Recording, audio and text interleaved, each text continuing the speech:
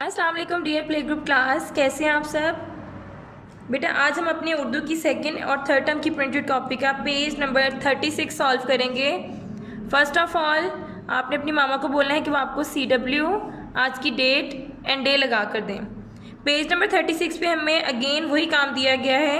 अलिफ, अलिफ मद आ, बे, बे के नीचे एक नुक्ता, पे के नीचे 3 नुक्ते, अलिफ, अलिफ मद आ, बे, पे। चलें स्टार्ट करते हैं।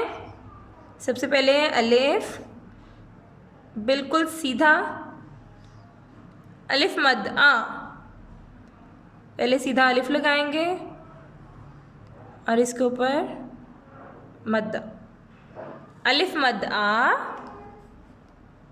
आगे है बे, राउंड करेंगे यहाँ से लाइन के ऊपर और यहाँ से ऊपर ले जाएंगे। बे, बे के नीचे एक नुक्ता, बे के बाद है पे, राउंड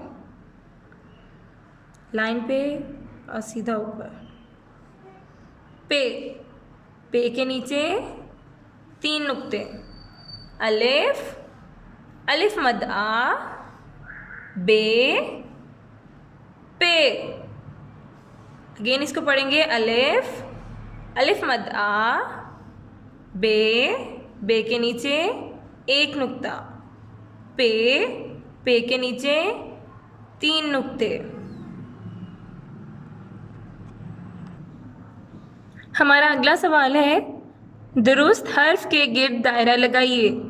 यहाँ पे हमें चंद तस्वीर दी गई हैं और हमें चंद हरूफ भी दिए गए हैं। आपने बताना है कि इन तस्वीर का दुरुस्त नाम क्या है, ये किस हर्फ से शुरू होती हैं, तो आपने वो दुरुस्त हर्फ के गिर्द दायरा लगाना है। ठीक है, हमारे पास पहली है तस्वीर खैमा, खैमा,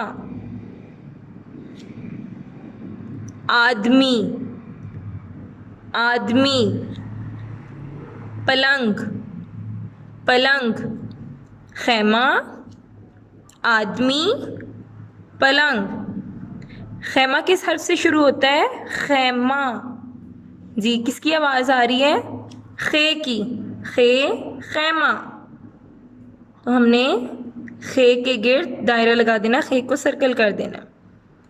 आगे है आदमी, आदमी किसकी आवाज़ आ रही है? अलिफ मद आ की, अलिफ मद आ, आदमी, हमने इसको सर्कल कर देना है। आगे है पलंग, पलंग, पलंग किससे बनता है? खे से, जीम से या पे से? पलंग किसकी आवाज़ आ रही है? पे, पलंग। तो हमने पे को सर्कल कर देना है।